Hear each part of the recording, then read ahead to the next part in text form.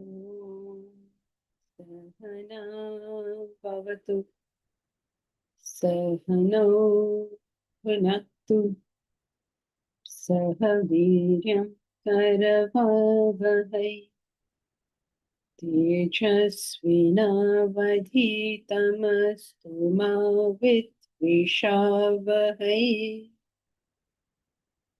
ॐ शान्ति शान्तिः.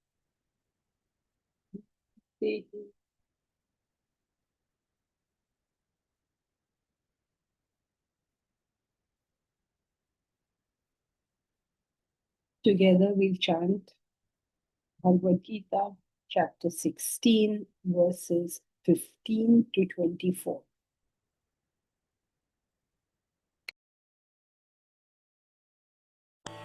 आढ्योऽभिजनवानस्मि कोऽन्योऽस्ति सदृशो मया यक्ष्ये दास्यामि मोदिष्ये इत्यज्ञानविमोहिताः अनेकचित्तविभ्रान्ताः मोहजालसमावृताः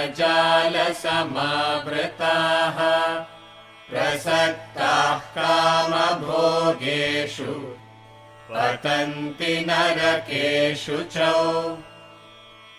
आत्मसम्भावितास्तब्धाः धनमानमदान्विताः यजन्ते नाम यज्ञैस्ते दम्भेनाविधिपूर्वकम् अहङ्कारं बलं दर्पं कामं क्रोधं च संश्रिताः मामात्मपरदेहेषु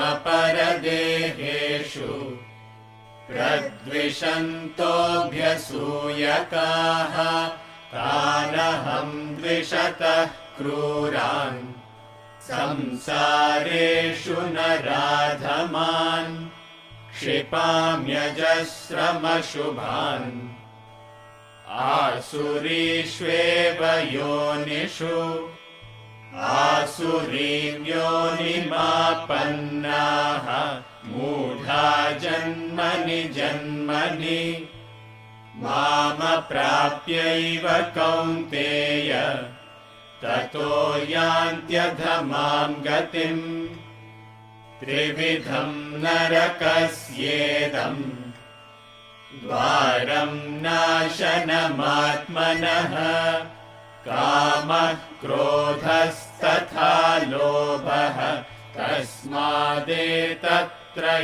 त्यजेत् एतैर्विमुक्तः कौन्तेय तमोद्वारैस्त्रिभिर्नरः आचरत्यात्मनः श्रेयः ततो याति परां गतिम् यः शास्त्रविधिमुत्सृज्य वर्तते कामकारतः न स सिद्धिमवाप्नोति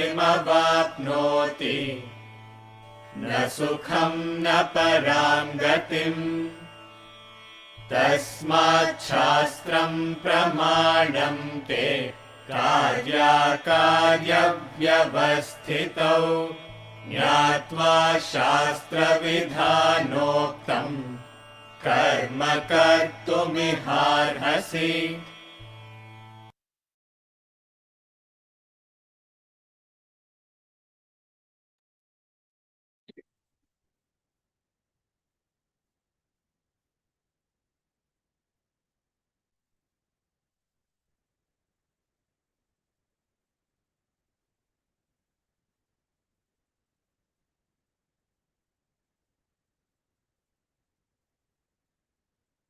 Here is Sarthak.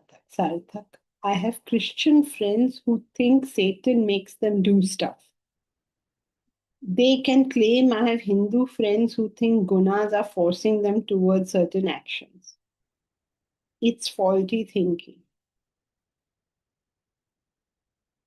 As we've discussed earlier, language is a packaging. You can put your present in any packaging. As long as you get to the present, it doesn't matter what the packaging was. When Amazon sends you a parcel, you don't start interfering with the parcel. Oh, what? You open it and you take what it has to say. So, similarly, all religious texts put their points in a certain way. So, Christians say Satan makes you do it. Correct. Because Satan is equal to desire. Desire makes you do it. Hindus' friends say gunas are forcing them. Correct. Gunas is a classification of your vasanas. Your vasanas are making you do things. Correct. So, what is the difficulty here? Oh my God, you got a long thing. Now I'm not going to go through this whole thing. It's a simple, easy thing. You don't have to make a full thesis out of it. The packaging is what is unimportant. Once you got the essence of it, any words, opposite words, contradictory words are still saying the same thing. Can we think of, if we were to oversimplify the concepts a bit, can we think of them as habits? Like we have certain, we, because of self effort, we erroneously made some habits or habitual ways of thinking, and now we are calling them gunas and Satan or desire, and now we have to basically it's in our power to undo them. Now you used another packaging. You can use any packaging. It doesn't matter as long as the spirit is understood. And put it in 50 other ways. The point is not going to change. Why do we have to keep on using a new package? Why don't we understand the package we are studying? If you're studying the Bible, then understand that. Get the essence through that. If you're understanding the Smriti, then get the essence through that. If you're doing Shruti, then get the essence through that. All this, otherwise, it's just like you're saying so many things, but actually, it's a very simple thing. But when they speak, it sounds like it's entities. Satan is an entity, gunas are entities. It sounds like that. So people will say, oh, naturally someone outside is controlling my actions. No, why are you listening to people who don't understand what they are saying? Why would you get into a debate? Do you know that story that there was a lion and a donkey? There was a tiger and a donkey who had a fight. So the tiger said that I am the most powerful animal in the jungle. I don't even remember this story, but it's something like this. And the donkey said, no, I am the most powerful. So then they went to the king, the lion. So then the donkey said, this tiger is acting smart. He's saying he's the most, well, I'm the most powerful animal in the kingdom. So the king said, 10 lashes for you for saying you're the most powerful because I'm the most powerful. And for the tiger, he said, 100 lashes for, and he sent the donkey away. Then he said, 100 lashes for you, tiger, for saying that you are more powerful than the donkey. So he said, but I am more powerful than the donkey. So he said, but if you have to argue it out, you're a complete idiot. Or something along. Go look up Google and you'll find this story. If a tiger is arguing with a donkey, oh, I'm more powerful, then the tiger has to be punished, not the donkey. Ma'am, actually, I was the donkey before, because I also used to think in the same manner. Because that's the most direct interpretation. Anyone directly reading the text will make that interpretation. Oh, gunas must be forcing my actions. I'm not responsible for my actions. The gunas are making me do something. Is the most natural, like, interpretation you'll make if you don't have a teacher. Let's Yeah? say. If you pick up in any subject a book and you suddenly start reading it, obviously you will not understand it.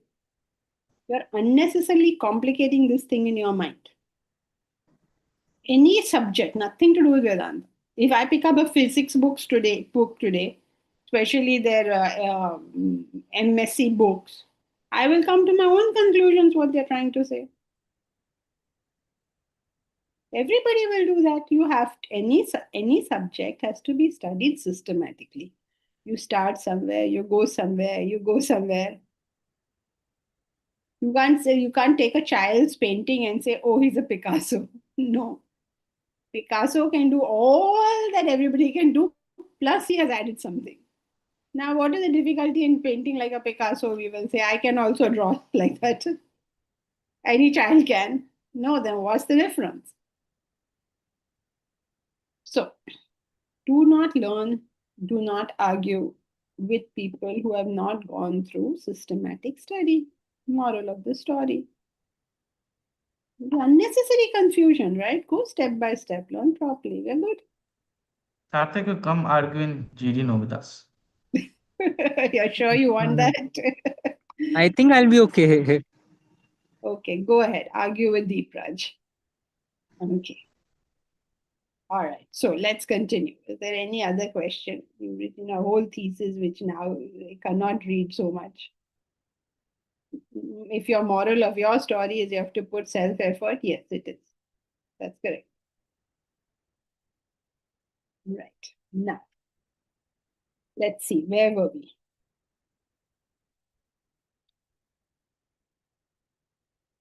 Triple is the gate of hell. Trividham narakasya dvaram.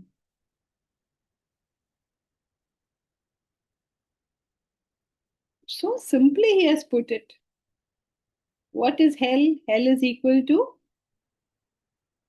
Agitations. mental agitation. Mental agitation. There are 3 ways to accomplish mental agitation. Number 1, what did he say? Kamaha. Number 2, krodhaha. Number 3, lobha.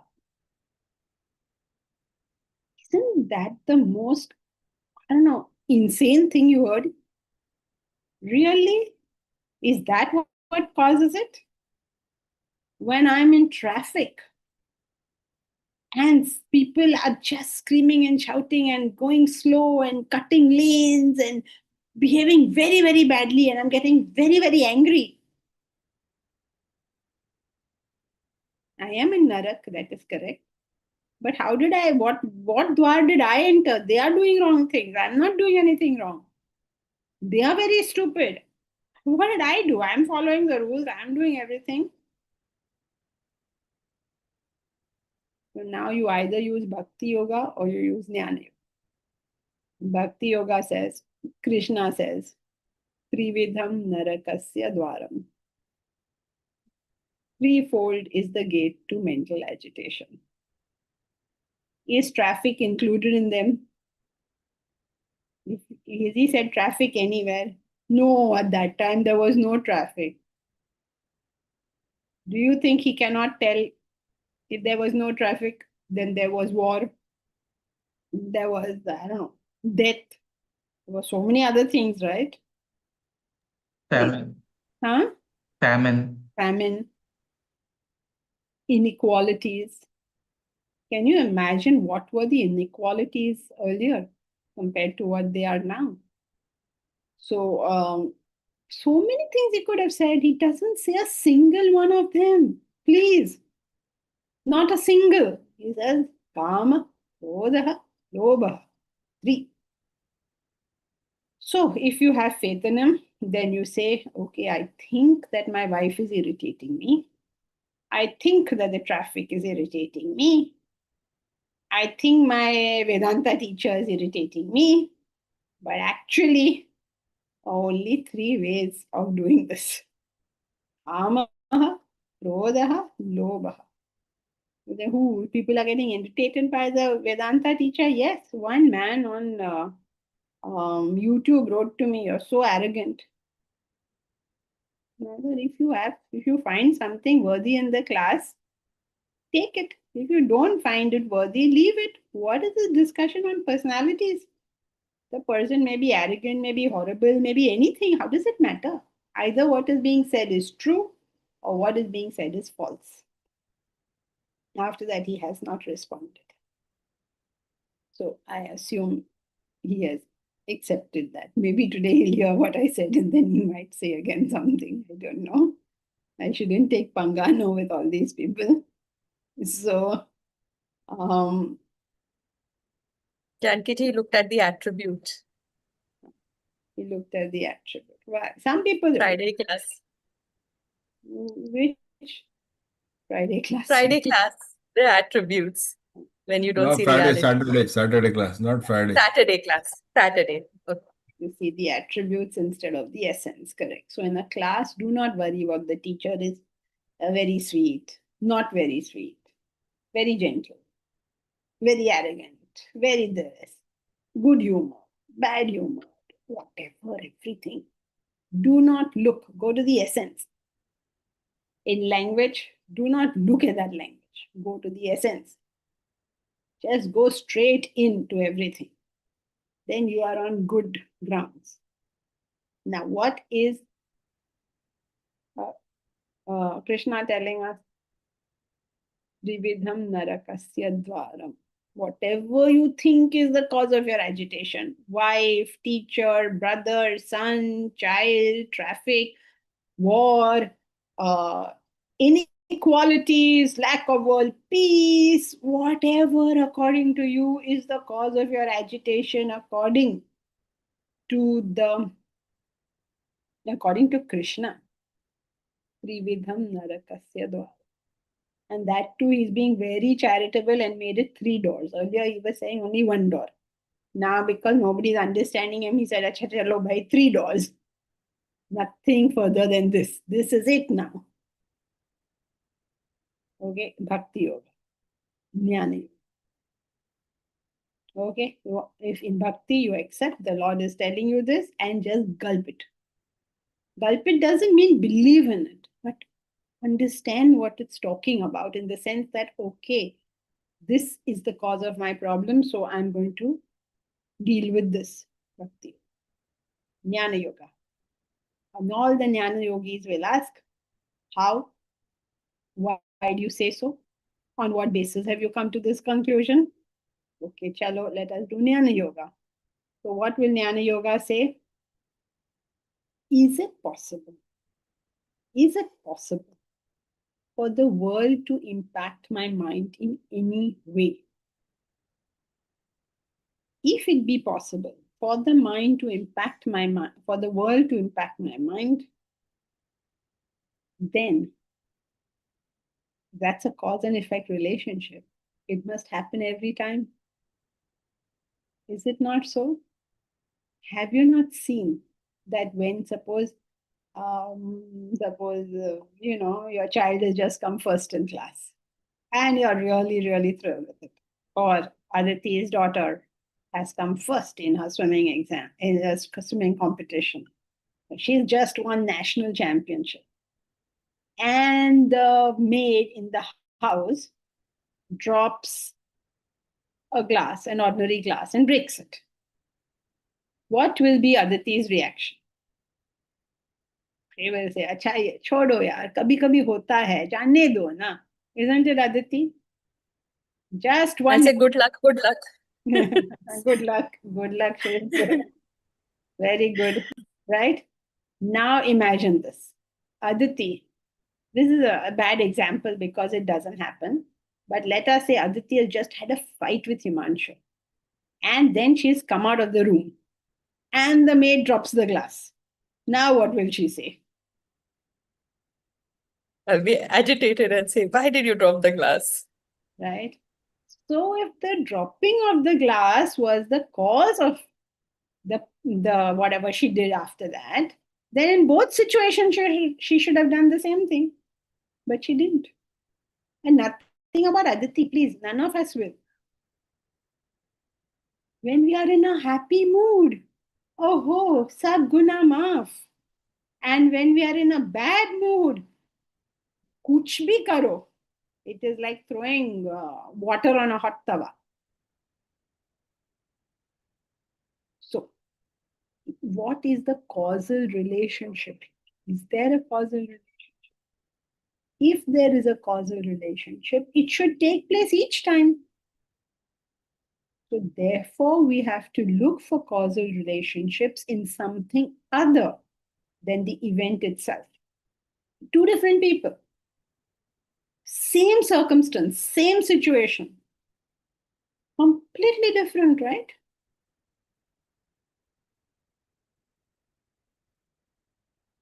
Then we have to probe the cause elsewhere.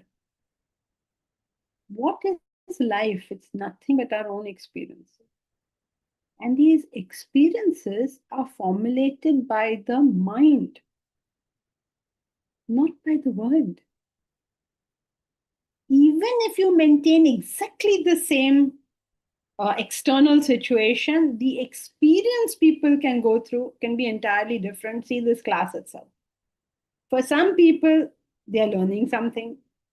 Nilofer, thank you, Nilofer. Nilofer says, very good example. Somebody else will think, Arey yaar, kitni baar suna hai, forget it now, go on. Right? Different people will have different ideas on this. If what was spoken was the cause, then how come every single student in the class doesn't have exactly the same experience? Because of this difference, we need to hunt the cause somewhere else. And what is the other thing? There are only two things. There is the world and there is us. There is nothing else. I mean, nothing else in the sense, philosophically, you always try to put things together so that you're not dealing with hundreds and millions of things. So all the world can be divided into everything in this world is either the world or us, either something external to us or something internal to us. There are only two options. It's a philosophical classification. So then, if it is not the outside, it has to be the inside. Now, inside means what? Does it mean my blood and my arteries? Does it mean my bones and my whatever, spleen and liver and I don't know, whatever else is inside? What is it referring to? It's referring to the way we think.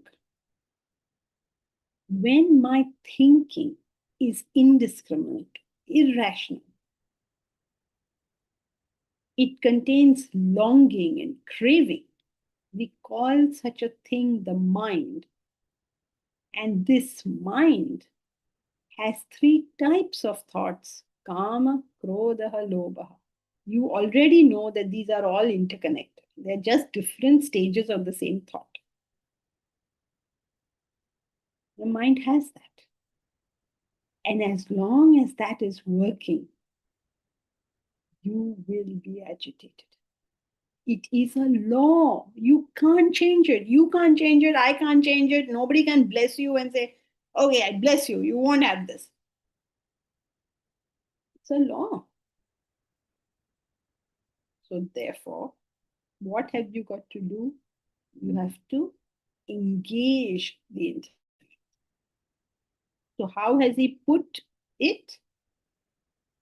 Tasmat. Tasmat means therefore. What is he saying? Tasmat trayam tyajet. Therefore, give up these three. What does give up these three mean? How do you give it up? How do you give up anger? Suppose you're angry and somebody tells you, give up your anger. What will you do? Omkar. If you are angry and somebody tells you, give up your anger, what will you do? Yeah, that person. Yeah, give them one back. I am angry. I'm angry. You are angry. You give up your anger.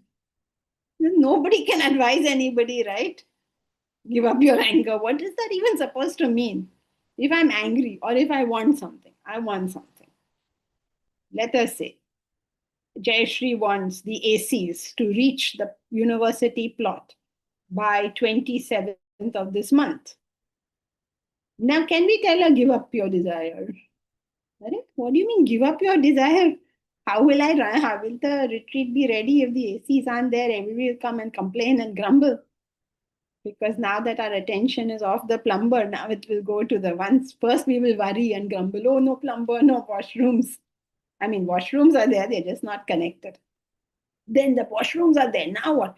Oh, there are no ACs. Everybody will feel so hot. You have to put the ACs there quickly. Okay, fine. Now, can you go to her and say, no, no, no, you give up this desire. Why should you put ACs there? Can you go and tell her? Suppose she says, I want my child to do well in school. Can you go and tell her, oh, give up this desire, you should not want such a thing? Can you say any of this? So you know that it is impossible to give up kamaha, krodhaha, and lobhaha. It is impossible. Then what is he saying to us? Tasmat tat trayam tyajet. Tasmat etat trayam tyajet. Therefore, give up these three. Hare Krishna. If I could give it up, would I be studying the Bhagavad Gita? Don't give me advice like this. But he's not giving you advice. What is he telling you? See, he's having a conversation with his friend. In that conversation, he knows what Arjuna gets. I mean, it's a language of that time. To give up always means, you remember, whenever we are told to give up, it always means Take up something else. Yeah. very good. See what a bright and brilliant class this is. It means take up. That's what it means.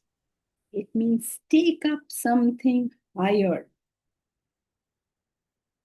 In other words, use your intellect. You cannot dismiss your desires. You cannot mean nobody in the world can. You can't dismiss it. You cannot dismiss your anger or your greed. You can't. So what do you have to do? You use a tool which you have, which is the intellect, to be able to take it forward. Okay, what is it I want? Why do I want it? Are there other ways of my achieving the same end? Is this an end worthy to be achieved? Engage the intellect.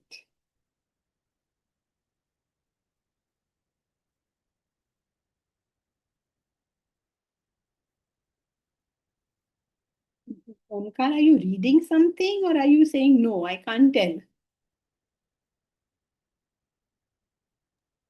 Nothing. Me?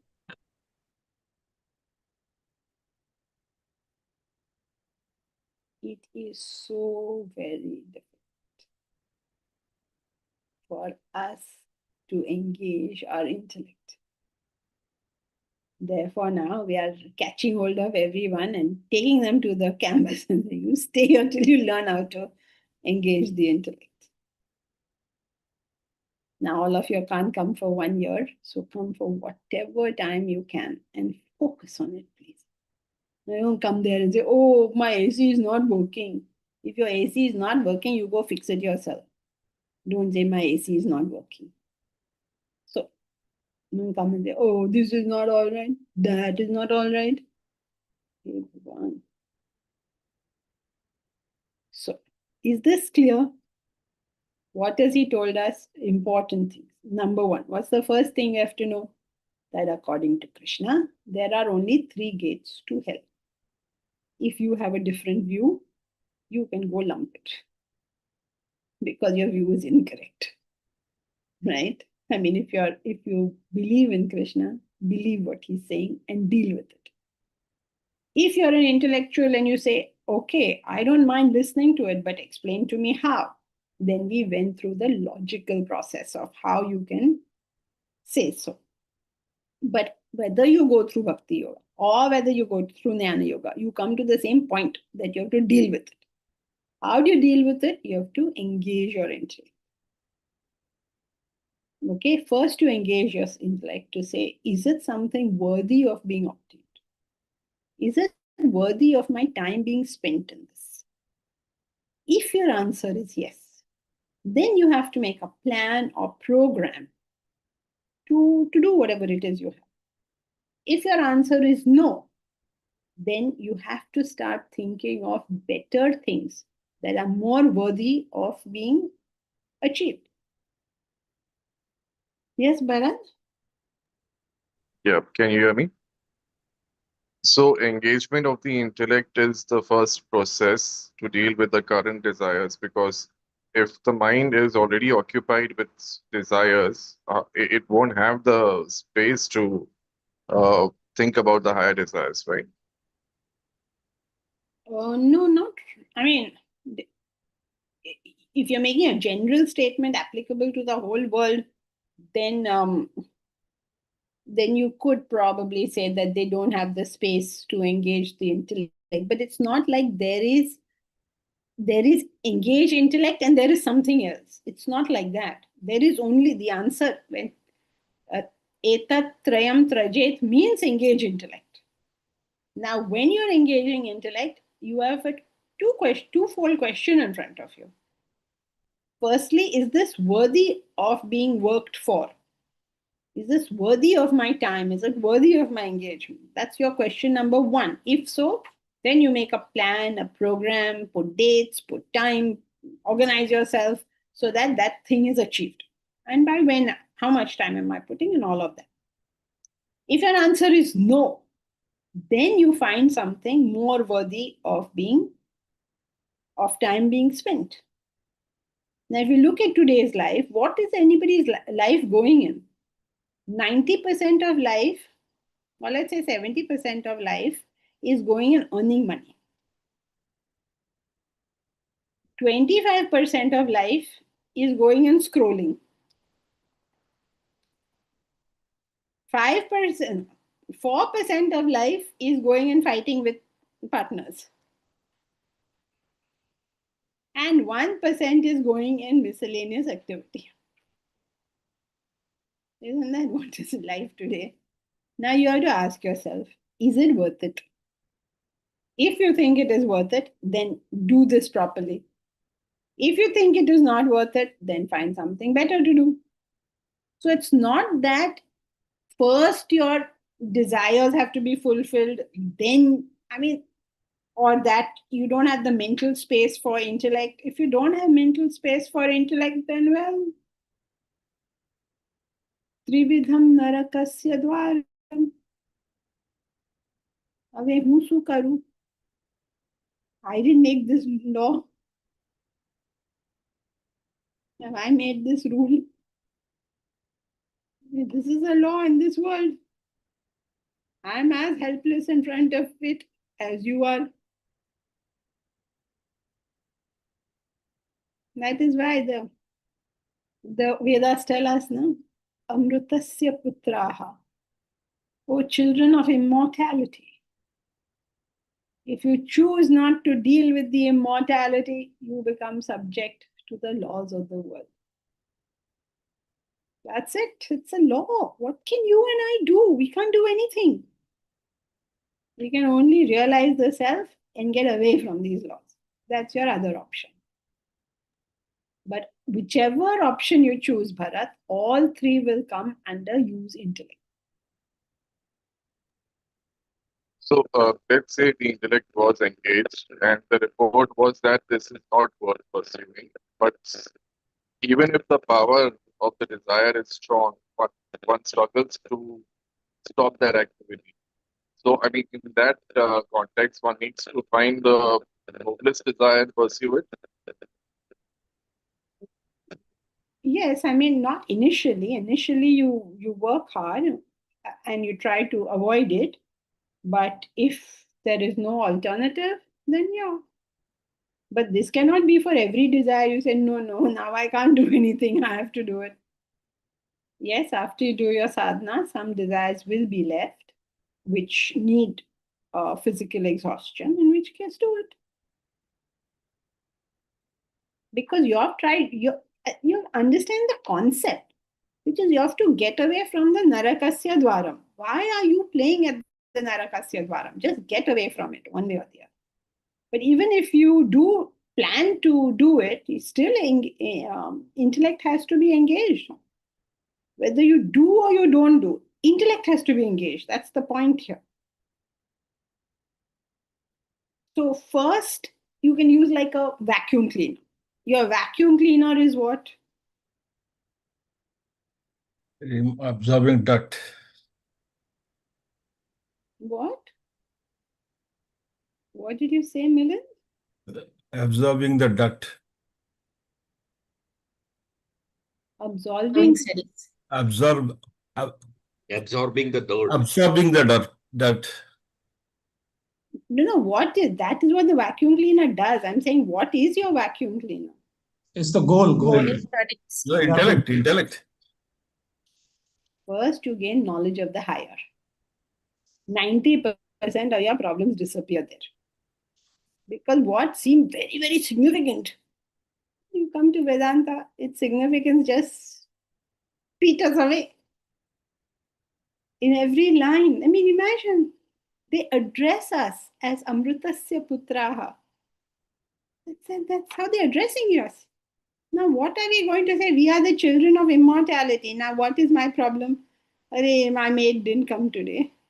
What? It seems like it seems so futile and silly to get worked up about it. Is she not human? Today, just before class, my maid sent me a message. Now, these maids are very smart. They don't call you and give you. Madam, मैं आज नहीं आ रही हूँ. I have a stomachache. What am I supposed to say to this? Okay, fine. Take care. Take rest. How can you say, oh, Amrutasya Putra, and then say, oh my God, the maid didn't come? So even in the presence of the knowledge, assuming that you haven't grown with the knowledge, even then, that's the effect it has. So first is that presence of the knowledge, the satsang for your mind, the mind elevates itself. You start seeing things differently. So first, vacuum cleaner at our disposal is the knowledge itself. Then you start applying it slowly. But whatever it is, please get away from that dwar first. We don't want to be standing at the gates of hell, do we? We want to be very, very far away. We want to go to the gates of heaven. Oh, where is Sarthak? He has gone, thank God. Otherwise, he will say, go to heaven. That makes me feel I have to die. Please understand. It doesn't mean you have to die. It means move away from agitating situations mentally. You move away from agitating situations mentally by engaging the intellect. Is this clear? Can we go to verse 22? Anybody has any question about this this higher and intellect, why do we use it synonymously, use of intellect and higher? Because people can use their intellect at that level as well to fulfill, so in either their case, desires. but in either case, it is intellect only, no? Whether you're So- fulfilling your desire or sublimating it, both require intellect. Yeah, so but here we're talking about sublimation, not fulfillment. No, everything. You can't leave one out. You have both these things available to you. You can have fulfillment, you can talk sublimation, you have all this available. You have to engage your intellect to know which one am I to use now. It's like you have a whole bunch of tools. Imagine you're a carpenter. You have a bunch of tools. Now, based on what is the thing you're trying to make, you use those tools. So even fulfillment will take us away from the three gates of hell. Yes. It's not fulfillment will take away. To the extent that you have engaged your intellect, you're moving. What you engaged your intellect to do now depends on what is the situation. If your intellect is functioning, yes. As long as your intellect is functioning, you're moving away from the gates of hell. Okay, thank you. Or you can fulfill forever and be always at the gate of hell.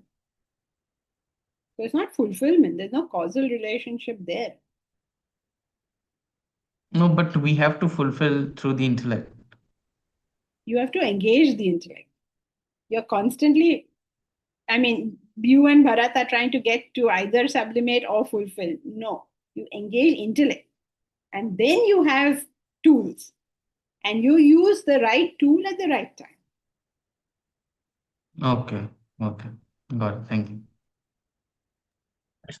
Janki ji, that means what we do and why we do all activities can be boils down to two things. Either it is mind driven or intellect driven. If it is mind, Yeah, can we say, am I clear? Yes, I can hear you, but can't see you. Okay. So our activities, why we do and what we do, all the movements in the world are because of two reasons. Either it is driven by mind or by the intellect. If it is by mind, then it is anger, desire, anger, and greed.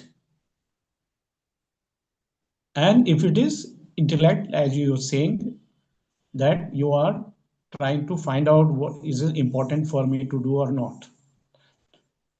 When you're trying to value the action, then the intellect is engaged.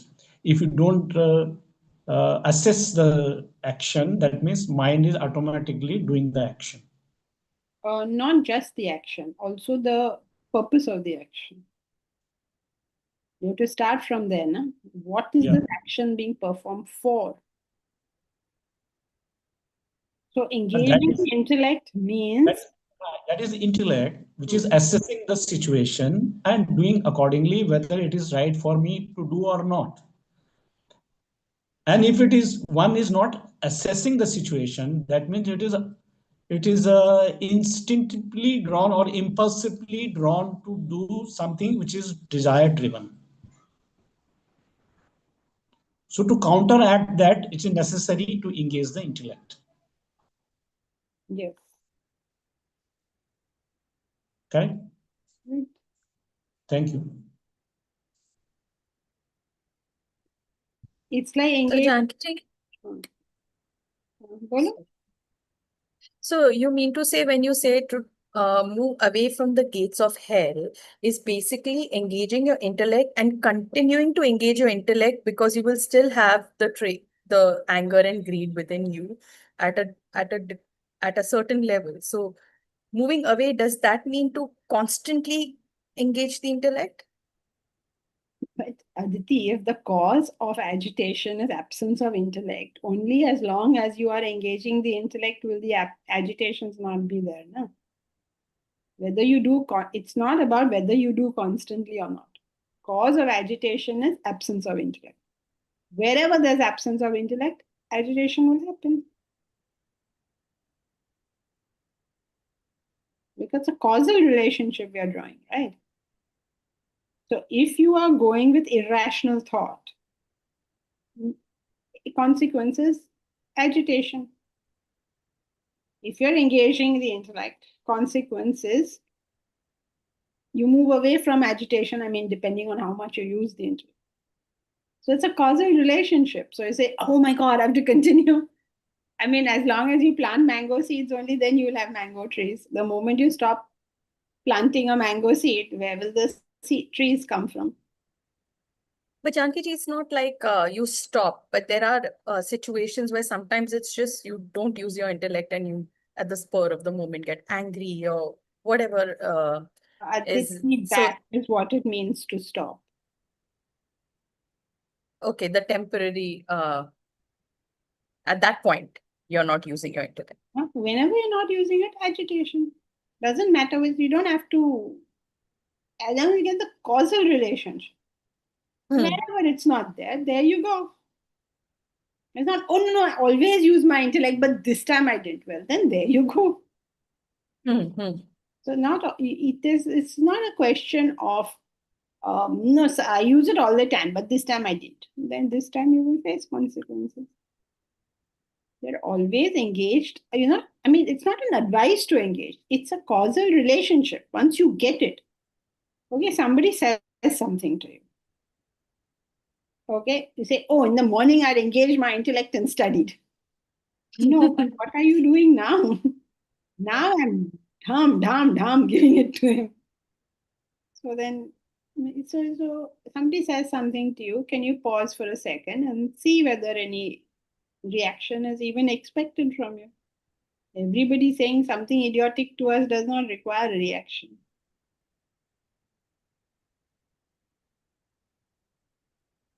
Thank you. You look so disappointed, Aditi. What can I say? Okay, right. So any other questions on this or shall we go to the next verse? Janki ji, Yeah. I just want to know, like you said, having a desire for a child to do well is a normal desire, isn't it? Where is it coming from the mind or the intellect? I can't see you also, Meera. I have to Um, guess from your sound that it is you. Janki ji, I'm not in a place where I can Okay, switch on the video. No. Yeah. So, yeah. So, Meera, is a desire coming from the mind or intellect? Rule number one, or law number one: no desire comes from the intellect. All desires come from your vasanas.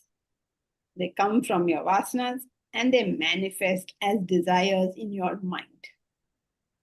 We seem to make some kind of distinction. Isn't it a normal desire?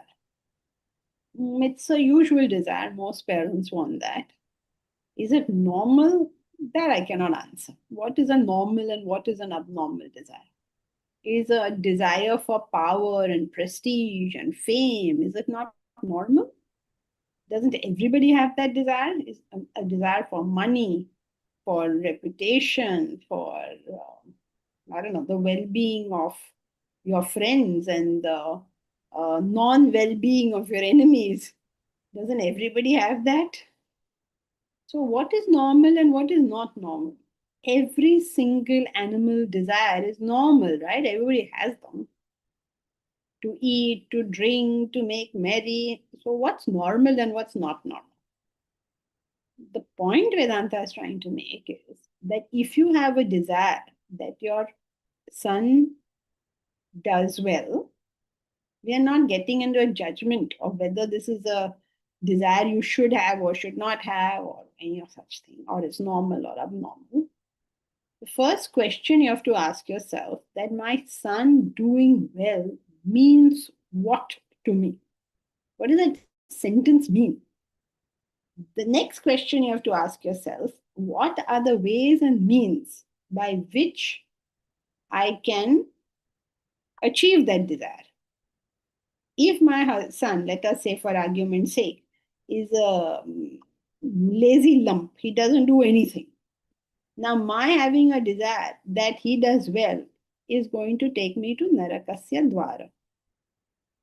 Because this guy is so lazy, he doesn't move a single finger, he's never going to do anything, and I want him to do well. What is that even supposed to mean in the context of this fellow? Or I may have a son who has extremely high potential, and the market situation is such that his potential cannot be used for whatever reason. Now I have a completely different situation. Now what do I have to do? Same thing. What does doing well mean? To do, once I've established that, what are the ways and means available to me right now? Like a man may not have a job. He may say, oh, I don't have a job. Isn't it a normal desire? Okay, maybe normal. But by saying it's a normal desire, nothing is going to happen. All I'm doing by thinking about it is I'm getting agitated. So if I want a job, what do I need to do to get a job? Oh, I have written to all the companies, I have sent out my at least 500 resumes I have sent. Well, then stop sending resumes. Because they're using the same method. very good. The definition of insanity is to keep doing the same thing and expecting a different result. Right? So stop doing it. You have to look at it again. Everybody's hunting for a job. Gosh, it's driving me insane. I want a job. I want a job. You will not get a job if you look at it like that. There's only one way to land a good job, and that is to understand what I have to give and who needs this. There's no other way to do this. Who needs this thing, whatever it is I have to give? Go to that one person and prove that you can do it, and you got whatever you want. It's that simple, isn't it? No, you in Vedanta class, you make everything sound very simple. No, it's a simple idea. We talk, I'm so unselfish, I'm so unselfish, I'm so unselfish. We hold it as a crown on my head. But when it actually comes to it, am I going there seeking a job, or am I going there to do some service? Do I ever think about the other person? No, I want a job, I want a job, I want a job. Who cares whether you want a job or not? Don't go to people. So many people. You have no idea. People look upon me as in various lights. And Vedanta is, I think, the least of them. I am supposed to find people partners for marriage. I'm supposed to find people jobs. I'm supposed to solve their health problems.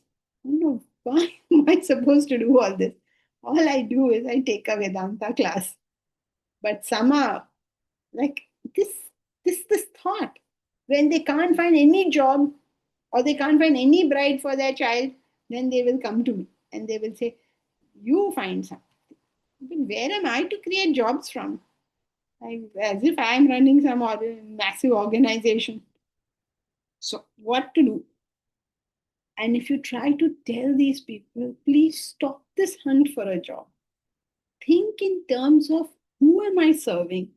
What am I doing it for? Change your very methodology of doing this. People will send you requests, come and work for us. You don't need to worry. Can you imagine? Just think, for argument's sake, if people understand what we are doing on the campus, okay? Do you not think that everybody on campus, people will come there and offer them things? They will say, come work for us, you've done this course. Why? Because if they are able to see that there is a service these people are going to do for them, everybody will grab them. They will go and hunt them down. So Meera, are you still with me? Yes. So where you have to figure out, what is it that I need to do to get whatever it is that I want. Simply repeating it is not going to get it. Simply longing and craving is not going to get it. First step is know what I want. Second step is find out the multiple ways under which it's possible to achieve that. Step number 3 is find out which of these ways is beneficial for others. You think people are all standing there to dole out stuff to you? Why would they? Oh God, I spoke to somebody recently. I drove myself crazy. I don't think I drove anything in him. I just drove myself crazy. Trying my best to tell him, this is not the way. He said, I go to everybody and ask for a job. Please stop doing it. Offer a service. Don't ask for a job. હવે હું શું કરું?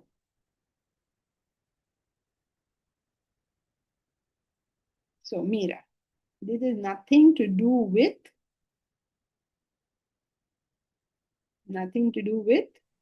Desire. normal or abnormal Okay. desire.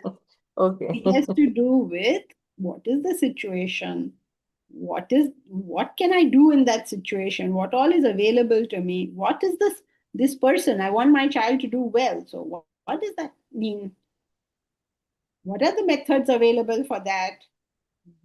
Who is being served by these methods? In marketing terms, you will say, who's your market? Who are you serving? Who's your target audience? Who's your market? Who are you serving? We're so caught up in I want, that we don't get anything and we get agitated.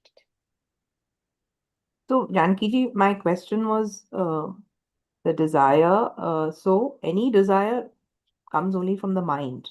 That's what I want to clarify.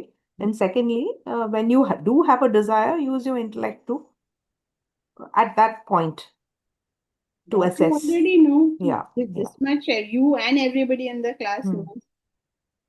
Okay. But you understand what these Yeah. sentences mean. So that's Right. what all these examples were. I don't know whether they gave any more clarity on the issue. Yes, they did. Yes. Thank you. Okay, verse 22.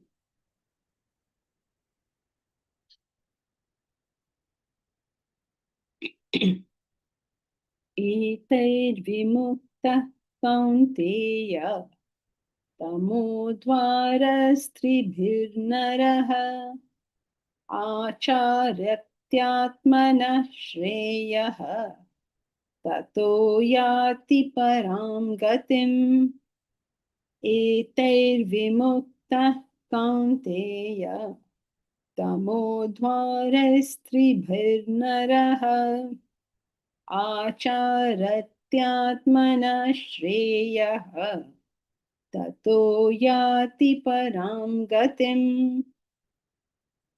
So this is a little bit of a carrot and stick approach. So he says, please leave kama, krodha, moha. It is narakasya dwaram. It is the door to hell.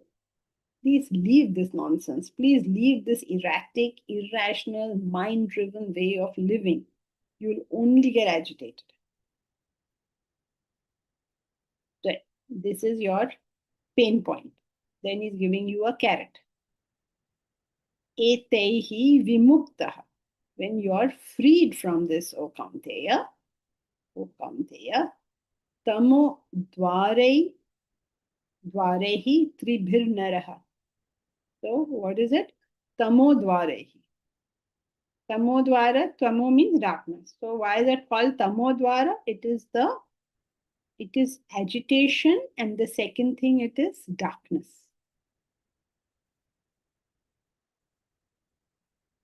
What does that mean? He already told you it is narakasya dwaram. Now he's telling you it is tamo dwaram.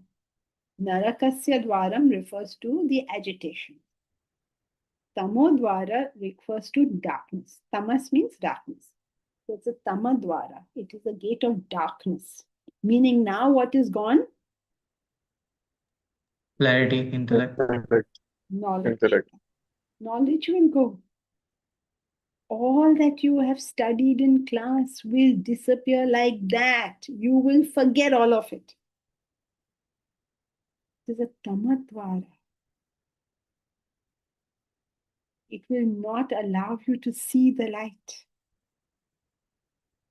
You see for yourself, right? Go down the street of anger or desire or greed. Do not forget these noble ideas. They are gone completely, as if they never existed.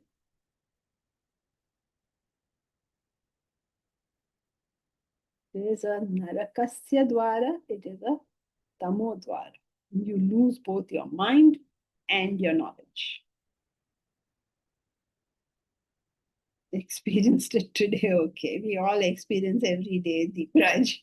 This is all like about our life, right? This is like everything here you learn is,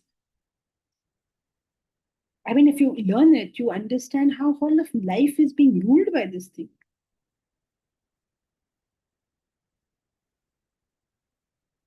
So if you are able to liberate yourself from the tamadvara and narakadvara, what happens to you? Shreya. Atmanaha Shreya. You gain good for yourself.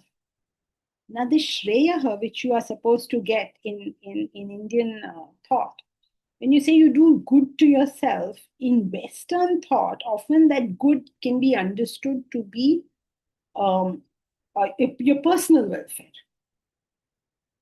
But the word Shreya is the good that you do to yourself, which is the real good you do to yourself, which means it's beneficial to you and is beneficial to everyone else.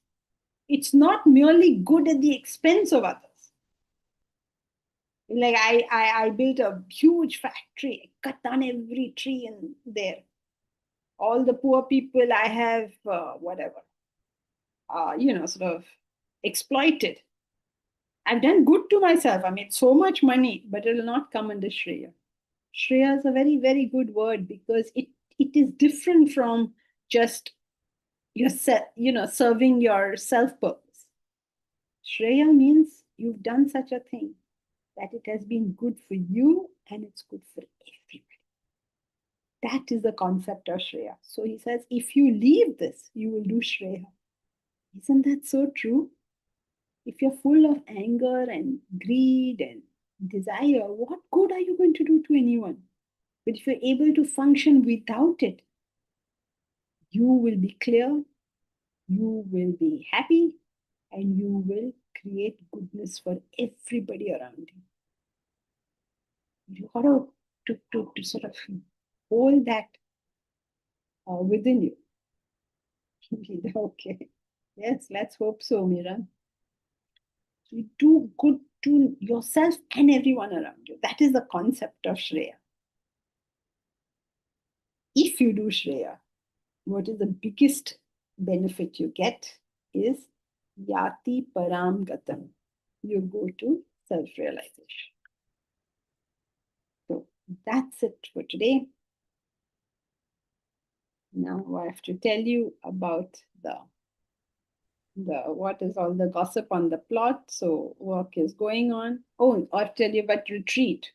So 4th April, we are going to have a retreat on the plot. Please do come and join us. It's for one night. So we'll be there 4th April and 5th April. And yes, this is a picture in twilight of the cabins. The details are in the group. Yes, they have already been posted. So as you know, there are only 12 people can come. So please join the WhatsApp group that they have started for you and confirm whether you're coming. Okay, that's the retreat. So telling you that there's a retreat obviously means that the plot is getting closer to ready. We have pictures of what's happening on the plot, no? Yesterday's all the carpentry work and all. No, you're not showing them pictures today. Sorry, now they have stopped showing you pictures. They are saying that you want to see it, you come there, bhai. Yes. उनको नहीं बोलो picture ले लो. So yeah, if you want to see what it's like, you now need to come there. No more shortcuts. No more shortcuts. So come on the 4th. Let us see how you can comment, you can help, you can add to it, you can subtract if you find something unnecessary, because as you know, this is everyone's place. It is a home for everyone. So come, tell us, do whatever you think should be done. And that's it. So I